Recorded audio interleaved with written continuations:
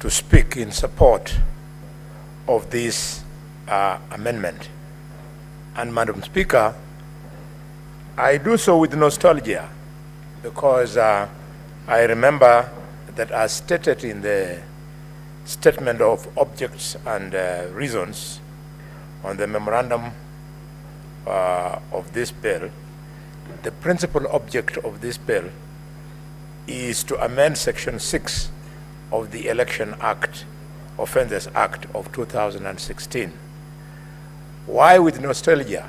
Is because, Mr. Speaker, I remember this act, when we enacted it, it was the industry of a joint committee of both the Senate and the National Assembly in 2016. And I sat on that committee, Madam Speaker. I remember we pitched in a hotel for almost 2 weeks. Our chairs were Honorable James Orengo and Kraitu Murungi. Those were the co-chairs. And we did a very good job. That it has served us well, but again exposed the need for us to make further amendments. Carries true. Order, Honorable Senator Tobiko and team, can you consult in law notes, please? Tones. Madam Speaker, thank you.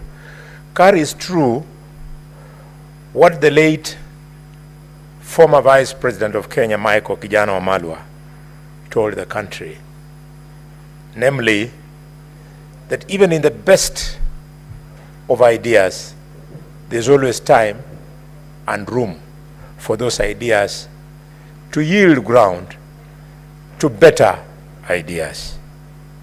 I therefore support these amendments and want to insist that never should we allow the outcome of the election, of any election in this country, Madam Speaker, to be decided by the people who count votes and announce the results. The outcome must be decided by the people who vote. And Madam Speaker, I can speak with a degree of authority. I was looking at the book by the Honorable Millie Odhiambo, yes, about rigging or being rigged out. And in a way I was thinking about myself because I have gone through it all. I remember I won an election fairly and squarely in 2007. And because of lack of this kind of scrutiny, I was returned to a by-election. And the grounds, Madam Speaker, were that a brother of my opponent sat in a corner in a polling station and he was recording what he thought was the result. And IEBC was doing its work. So when we went to court, I was accused, IEBC was co-accused, well, not really accused, but I was a respondent and they were co-respondents. The court just decided to agree with the guy who was taking some funny notes in a corner. And I was returned to an election. I remember Dr. Odinga and the former Prime Minister, Raila Odinga, and his deputy, Musalia Mudavadi, and Minister then Oparanya, and Minister then Otuoma, and Minister then AJAABU, and Minister then Anyang' Nyong'o.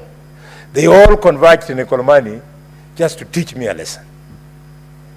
And it was very exciting that when we defeated them, we now widened the margin. So these things, we have to continue tightening them. But then what a shame. I have seen elections in Ghana, Madam Speaker. I don't know, you are very experienced in these things. I've seen elections in Ghana.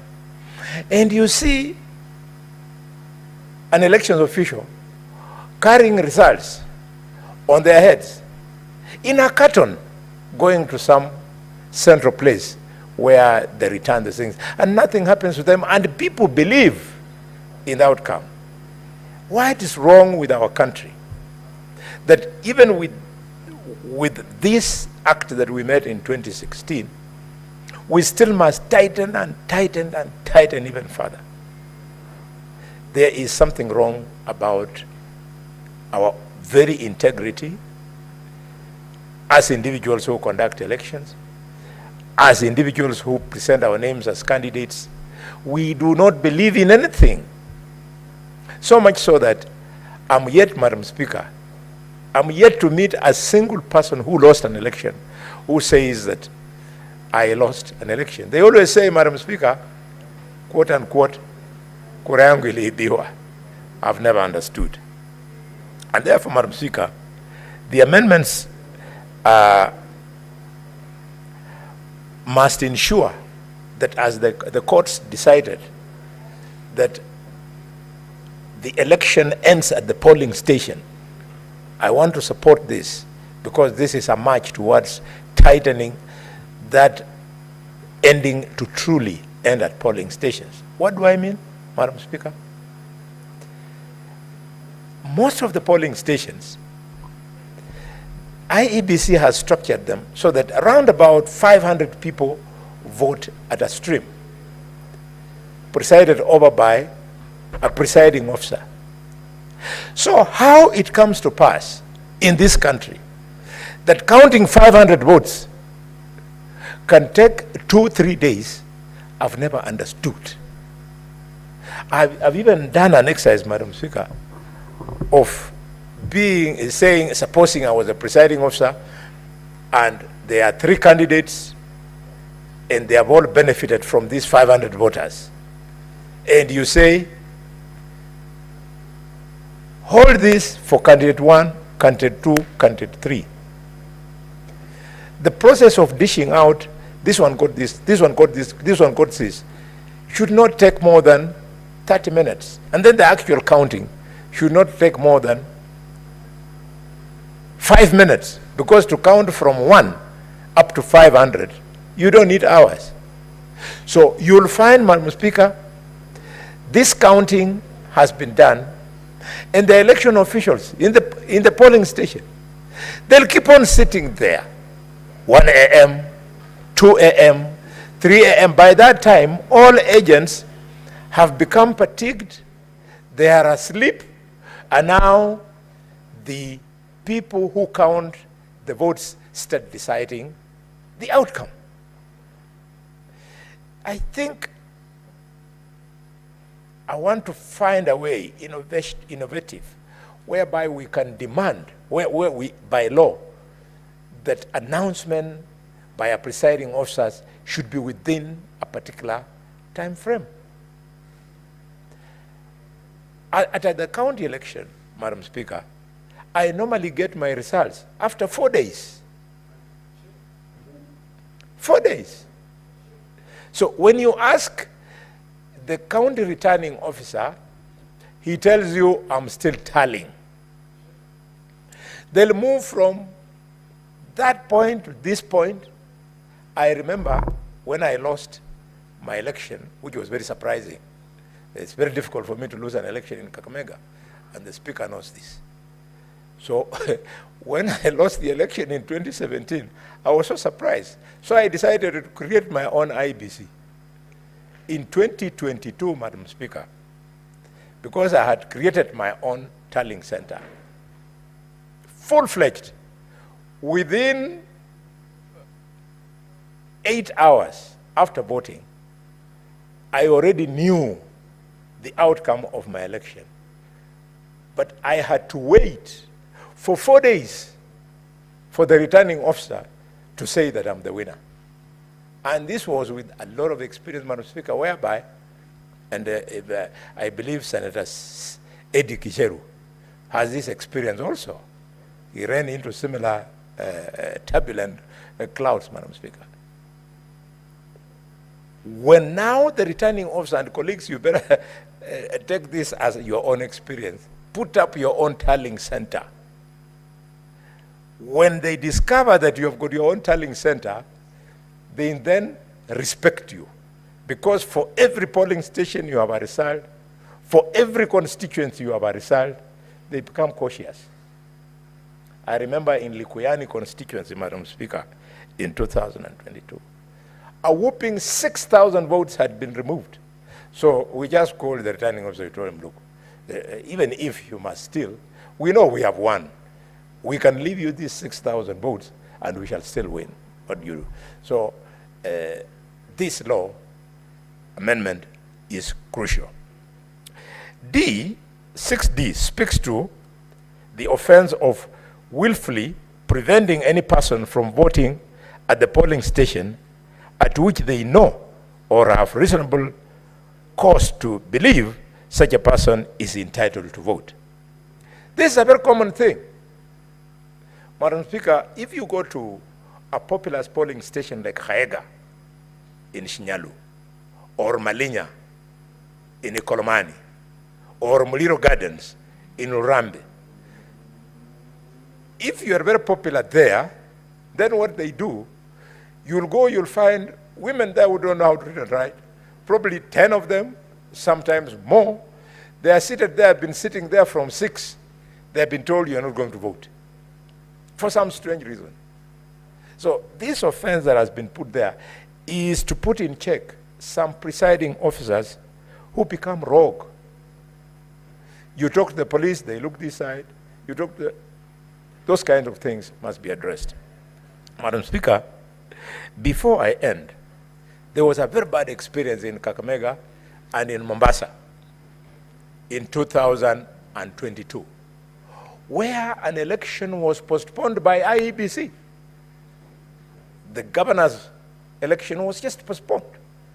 In Mombasa, in Kakamega, it was postponed. So, it could not make sense to us. How would you postpone an election?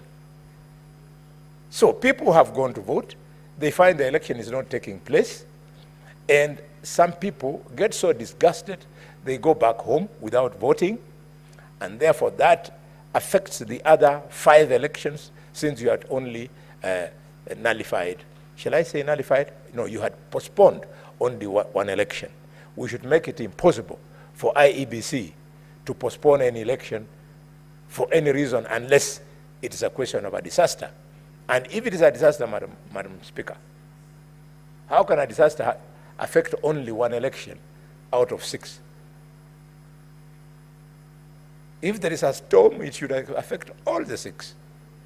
So that brings my contribution to the end, but there's also this offense of a presiding officer or an official willfully rejecting or refusing to count any ballot paper which they know or have reasonable cause to believe is validly cast, or any candidate in accordance with the provisions of such a written law.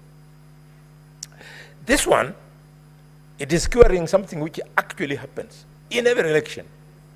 And Madam Speaker, I know you are going to be a candidate, not under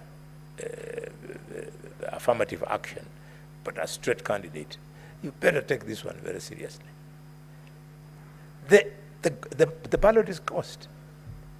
And so it goes, Catherine Muma, Catherine Muma, Catherine Muma. Then the returning officer, the presiding officer, just refuses to admit that vote as being yours. Now, when you are new in the process, Madam Speaker, and you think you are winning, when they put aside 6, when they put aside 10, you don't take it seriously because you are excited. What you don't know, that if this thing is being repeated, like in Kakamega where I've got 2,000 polling stations, if they knock out 10 slowly like that, you're talking about losing 20,000 votes that had been cast in your favor. So I love this amendment, and I want to congratulate Senator Cheriot, and I think, Honorable Ichungwa, and His Excellency Kalonzo Musyoka, because, Madam Speaker, they were the ones who were the co-chairs for the national dialogue that has birthed these amendments. I support. Thank you, Madam Speaker. Senator Faki. Asante Bi Speaker kwa kunipa fursa hii pia kuchangia mswada wa marekebisho ya sheria ya makosa ya uchaguzi. Mheshimiwa Speaker, sheria hii na marekebisho haya yamekuja kupitia kwa ile kamati ya NADCO, National Dialogue Committee, ambayo hapa katika bunge letu la Senate iliwakilishwa na Senator Cheriot ambaye ni kiongozi wa wengi, na vile vile pia Commissioner Senator Okongo Mogeni ambaye alikuwa anawakilisha upande wa wachache. Mheshimiwa Speaker, ni muhimu kwamba sheria zetu za uchaguzi zipigwe msasa mara kwa mara, kwa sababu kuna mambo yanayoibuka katika uchaguzi ambayo mengine labda hayakuweza kuangaziwa katika sheria ilipoundwa. Kwa mfano, Mheshimiwa Speaker, swala la kuwa na vituo ghushi vya uchaguzi ambapo matokeo unaambiwa yanatoka katika kituo hichi, lakini katika orodha ya vituo ambavyo vimewekwa katika orodha rasmi ya gazeti havimo katika orodha hiyo. Kwa hiyo Mheshimiwa Speaker, hii sheria itaharamisha vituo vyovyote ambavyo vinafanya uchaguzi wakati haviko katika gazeti rasmi ambalo limegusia na kutaja vituo ambavyo vitatumika katika masuala ya uchaguzi. Mheshimiwa Speaker, swala la pili ni swala la wale wanaosimamia uchaguzi. Na Mheshimiwa Speaker, kuna mabarobaro wawili hapa ambao wanacheka kwa sauti. Ningeomba wacheka kwa sauti za chini kwa sababu mzee anazungumza, kwa hivyo ni muhimu. Kwa hiyo Mheshimiwa Speaker, nasema kwa Senators, please consult in low tones, Let's not disrupt. Tunasema Mheshimiwa Speaker kwamba wale wanaosimamia uchaguzi pia sasa lazima sheria iwaangazie kwamba makosa wanayofanya, ukiukaji wa sheria unaofanyika katika wakati wa uchaguzi, Mheshimiwa Speaker, ni muhimu wale wanaohusika pia wapelekwe mahakamani na waweze kuhukumiwa kwa makosa kama hayo. Mheshimiwa Speaker, haiwezekani kwamba msimamizi wa uchaguzi akatae kuhesabu kura halali ambayo imepigwa na mwananchi wa Kenya.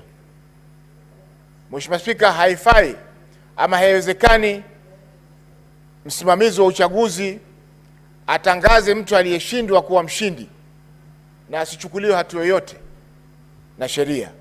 Kwa hiyo Mheshimiwa Speaker, sheria hii itasaidia pia kuweza kuchukulia hatua ama kuwapeleka kwenye sheria wale ambao watapeleka matokeo ambao si sawa katika uchaguzi ambao utakuwa umefanyika katika nchi yetu ya Kenya. Mheshimiwa Speaker, kwa hayo masuala mawili mimi naunga mkono marekebisho haya ya sheria ya uchaguzi ya makosa ya uchaguzi. Asante Bi Speaker. Senator Eddie.